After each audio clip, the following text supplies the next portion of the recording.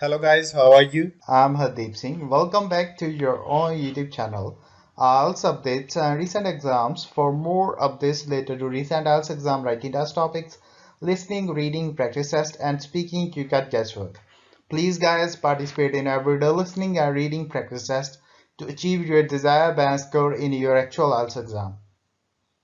Please hit the like and subscribe button. Press the bell icon for the upcoming notifications. Don't forget like, subscribe and share my YouTube channel and my Facebook page, IELTS updates and recent exams. Part 1. You will hear a woman who has just moved into the area talking to a neighbour about problems she is having in her house. First, you have some time to look at questions 1 to 2.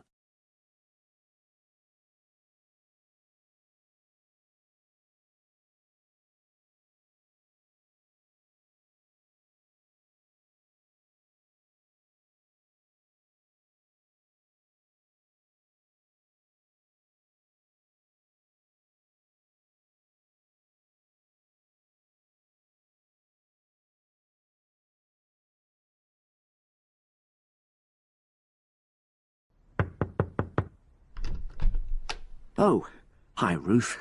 How are you? I'm sorry to bother you, Alistair, but I've been having some problems. Oh, come on in. What's happened? Basically, I had a leak from one of the pipes in the bathroom, and water started coming through downstairs, and the kitchen ceiling's badly stained. I've got the leak fixed temporarily, but I wasn't happy with the plumber, and I wanted to ask your advice. Of course. Well, the first thing I'd say is make sure you choose a local company. That way, if things go wrong, you're close by and it just makes things easier. Let me write this down.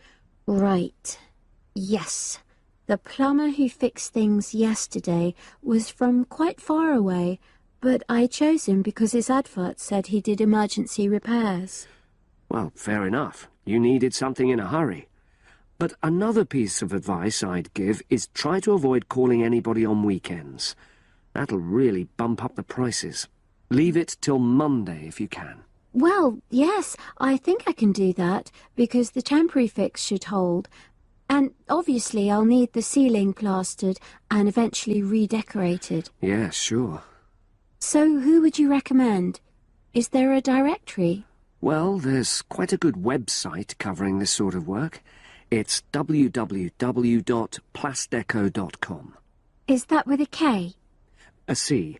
PLASDECO.com.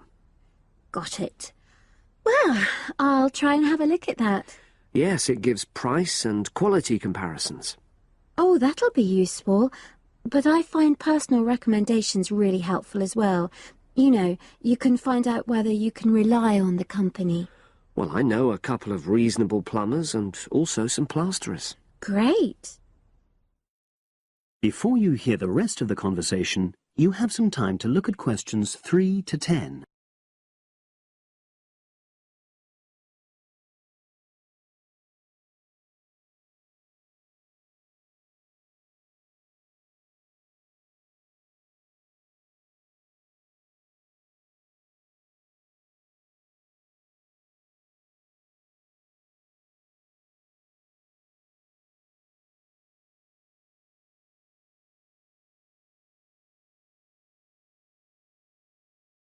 There's a company called Peaks Plumbing.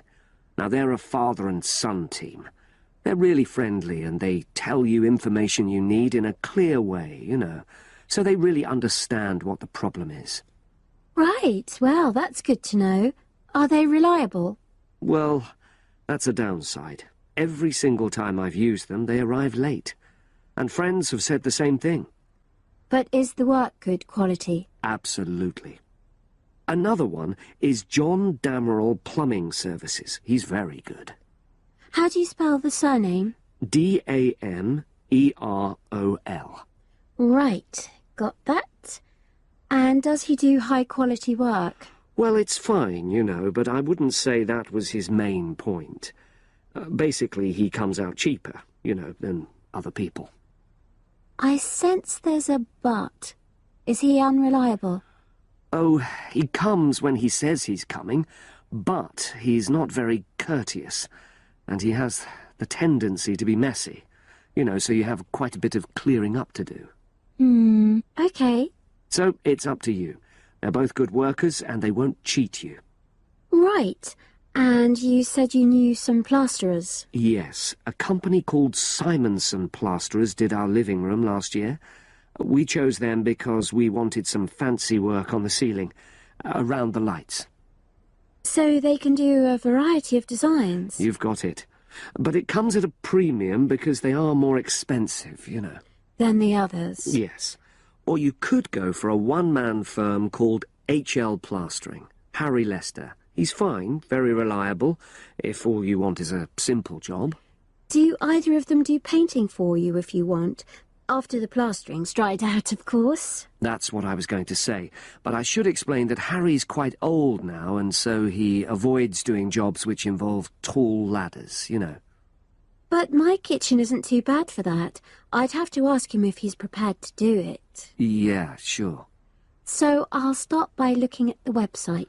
All those companies are on there, with their phone numbers, etc. Thanks ever so much. You were such a... That is the end of part 1. You now have half a minute to check your answers.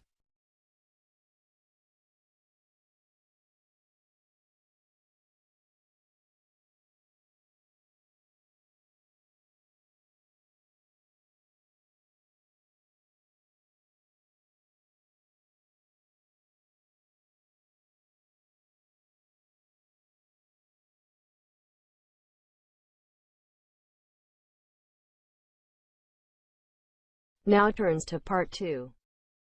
You will hear the education officer in a museum giving a talk to school students who are about to start a one-week work placement in the museum. First, you have some time to look at questions 11 to 15.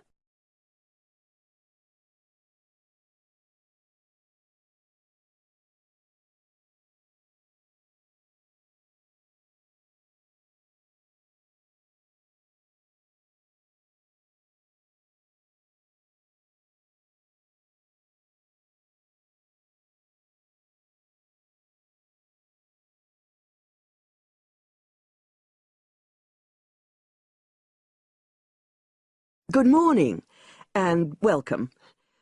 We're really pleased that you're going to be joining us next week for your work placement. Now, each of you will already have met the member of museum staff assigned to supervise you. In this short talk today, I'll be giving you more general information which will be relevant to all 6 of you. Your normal working day is 9 to 5 p.m, but on Monday, because it's your first day, we'd like you to arrive at 9:15. Please note, though, that you'll finish at the usual time. A lot of you have been asking what you should wear for work. Well, you may have noticed that we're not exactly a formal institution, so you'd really be out of place if you wear smart attire like a suit. If you go out on a trip with us, then we'd like you to wear a museum cap. It has our logo on, and we feel it helps people recognise you. But on a day-to-day basis in the museum itself, we say put on your own casual clothing because you'll be doing lots of dusty, messy work. Now, we don't have an enormous number of rules, but work placement is an excellent preparation for the real world of work, and we expect you to be very punctual and reliable. If you're not well, or there's been a hold-up, then what we ask you to do is ring the museum receptionist. He will be in the museum well ahead of opening time, and he'll inform your own personal supervisor in the museum. If you're away for more than 1 day, we'll inform your school tutor. They'll obviously need to make a note of your absence and follow up if necessary. But most of all, we hope you really enjoy yourselves during the placement. Students say they have a lot of fun, whether it's working with kids in our art workshops held every Monday, or, the most popular, when they go out on our outreach work to residential homes, recording elderly people's memories of school days for our oral history project. So, we hope you feel excited by the prospect of starting next week and well prepared. Your personal supervisor will be there to help you with our health and safety requirements when you start next week, and your supervisors will also brief you about the background to the museum, summarising all the huge amount of information on our website. In the next couple of days, it might be worthwhile if you get hold of evaluations and other notes made by students who've worked with us before. You can get a lot of pointers from them. Before you hear the rest of the conversation, you have some time to look at questions 16 to 20.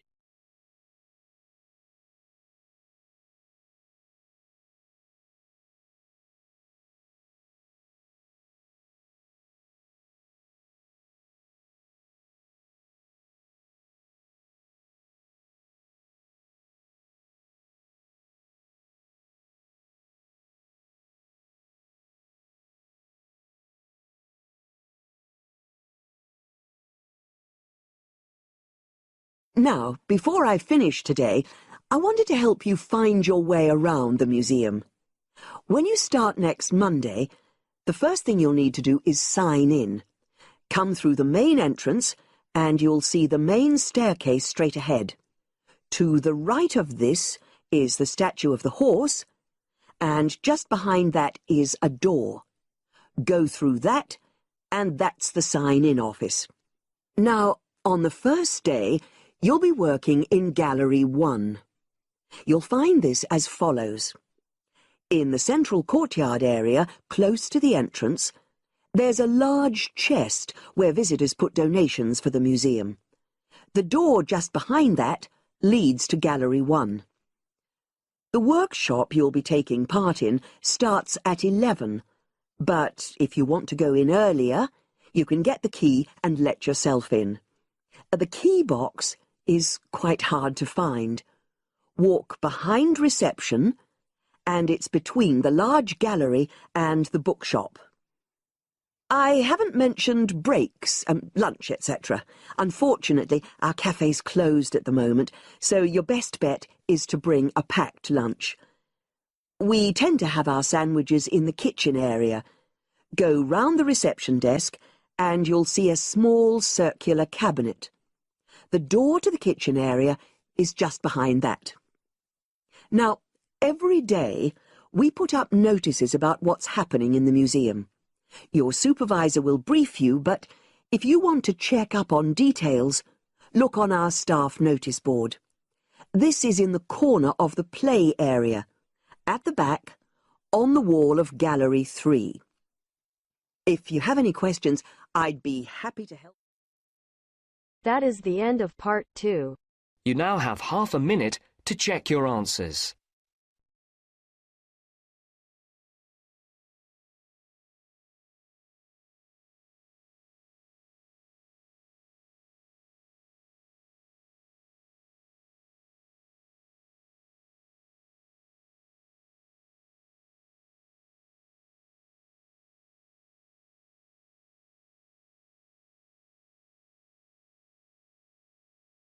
Now turns to part 3. You will hear 3 students, Steve, David and Susan, discussing the different courses they attend. First, you have some time to look at questions 21 to 26.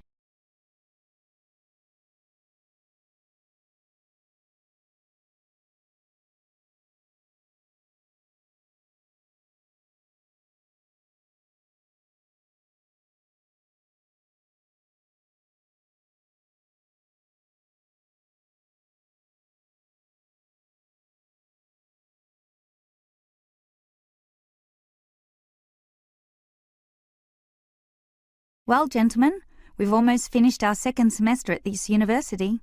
What do you think of all the courses we attend? On the whole, I'd say they're quite good, apart from social history, which I find to be a little too inexact. Yes, the lecturer's style is also very, very dull. I certainly agree with you there, although I would say that the textbook is more interesting. Welfare state. The subtitle says, An Examination of Social Development in the 20th Century. Yes, Welfare State is a good book, but look how many pages it has. 458! I agree. It's just too long to be easily read. Far too long, although it's certainly well written in parts. Yes, and if you compare it to the textbook for cultural studies, what's it called? Inner Views, I think. No, that's the book for media studies, and we finished that subject last semester. The book you're thinking of is In Perspective. Oh, sorry, you're right. In Perspective. And the subtitle says, A Comparison of Social Groups. Somewhat interesting, wouldn't you say?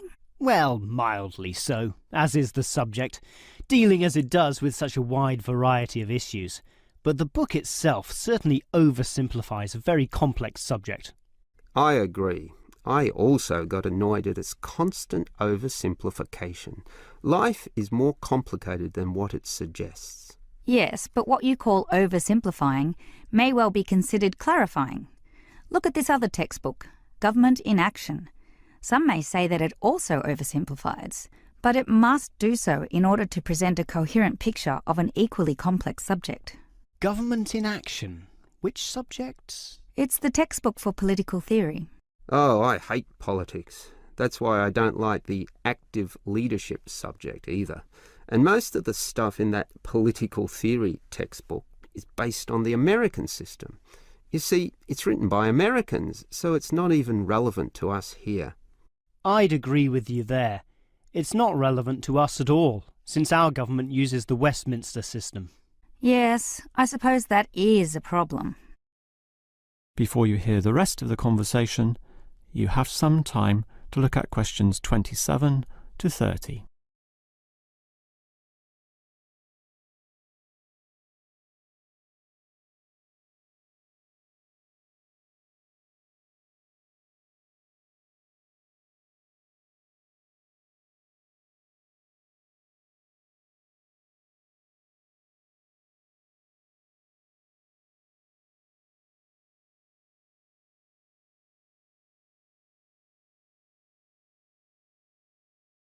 Well, it seems we all have certain criticisms about the textbooks we're using, but at the same time we all like some elements, at least, of the subjects we're studying.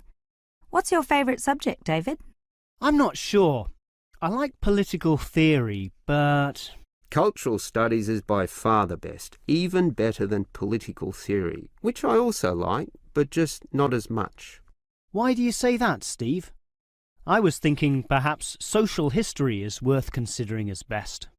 Social history is good, but I made my choice because the subject is relevant to this modern society. But so is social history, and I like the historical element, which the other subjects lack. Even political theory examines history only briefly and in a very narrow way, so I'd say social history is the most rewarding for me. What about you, Susan? I think social history is certainly very good, but political theory is, in fact, the best, since basically every human system boils down to politics. So, despite a certain irrelevancy in the details, the basic message remains as relevant as ever. Oh, Susan, you can't be serious. Let's ask Olive again. She's over there. Olive! Which subject do you think is the best? Ah, a difficult question. I'm very interested in culture, so cultural studies is certainly my cup of tea.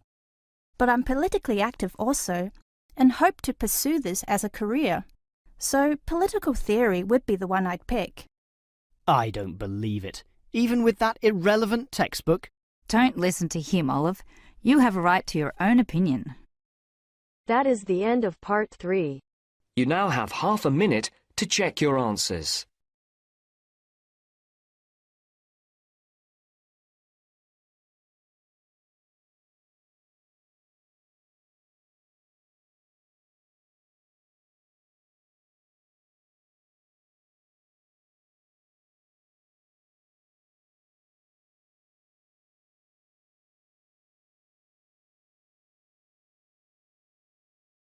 Now turns to part 4.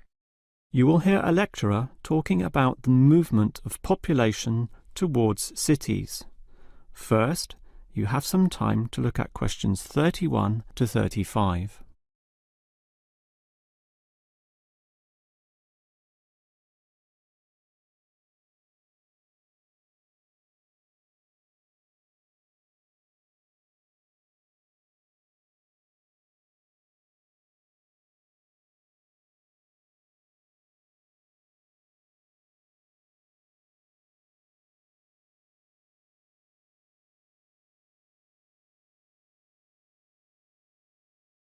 If you consider the farms of old, the type your father or grandfather grew up on, they were small and labour-intensive, requiring lots of workers.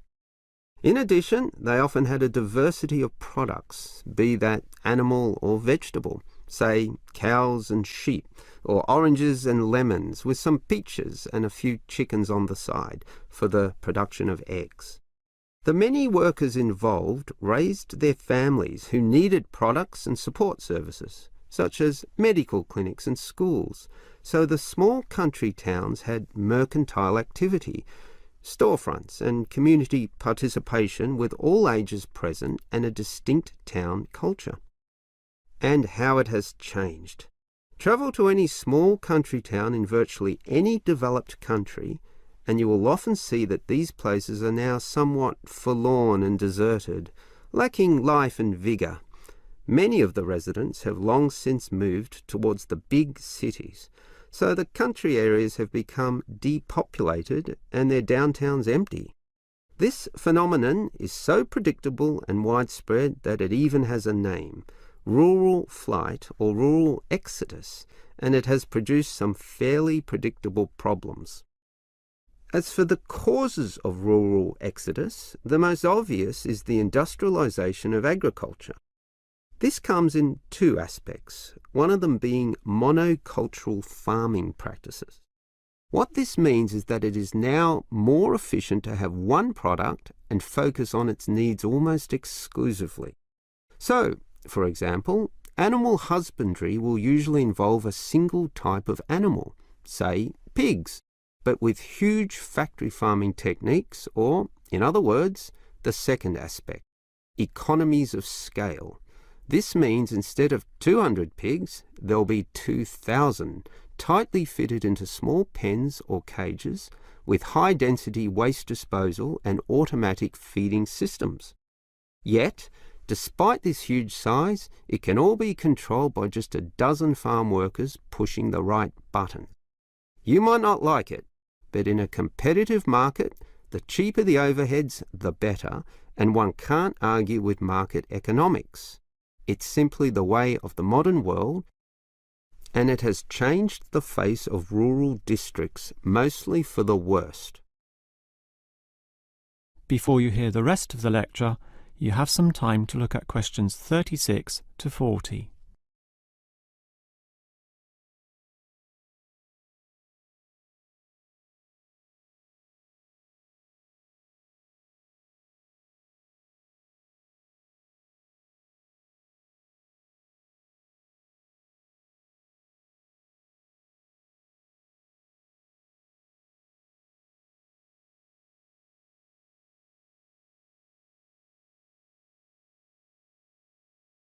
We can talk at length about the problem of rural exodus, but what about solutions?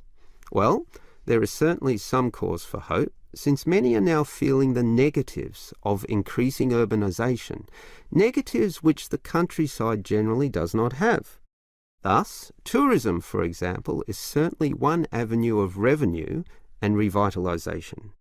The most important consideration here is that the local residents themselves participate in developing such initiatives and deciding what happens, since outsiders, be they state government or city-based planners, do not fully understand the local settings, the possibilities which may be on offer, or the town culture, since even small rural areas can be highly distinctive from neighbouring ones. For example, the Daylesford area has developed a tourist industry based on the natural springs there, putting forward the angle that this water is relaxing and revitalising for the health. There has been the development of spas, saunas and small-scale accommodation within its picturesque hillsides. And another solution is to utilise the predominant local product. This takes advantage of the fact that many city people are developing a dislike for factory-produced and packaged foodstuffs. They are becoming interested in products that can be sold directly to them at a cheaper price while preserving all the freshness from the tree or animal. It is important here that the country area is not only characterised by a specific product, but markets this idea well. For example, many areas of country Victoria have developed widespread grape growing and winemaking facilities and encourage wine tasting tourism, now a thriving industry with an international patronage. Similarly, Harcourt is famous for apples, Shepparton for mature cheeses, and Mildura for its citrus products. Such strategies, done well, give hope that rural areas can revitalise somewhat and once again be lively and interesting places to live in. That is the end of part 4. You now have half a minute to check your answers. So guys, don't forget like, subscribe and share my YouTube channel and my Facebook page, IELTS updates and recent exams. For more updates related to recent IELTS exam writing test topics, listening, reading, practice test and speaking, you got guesswork.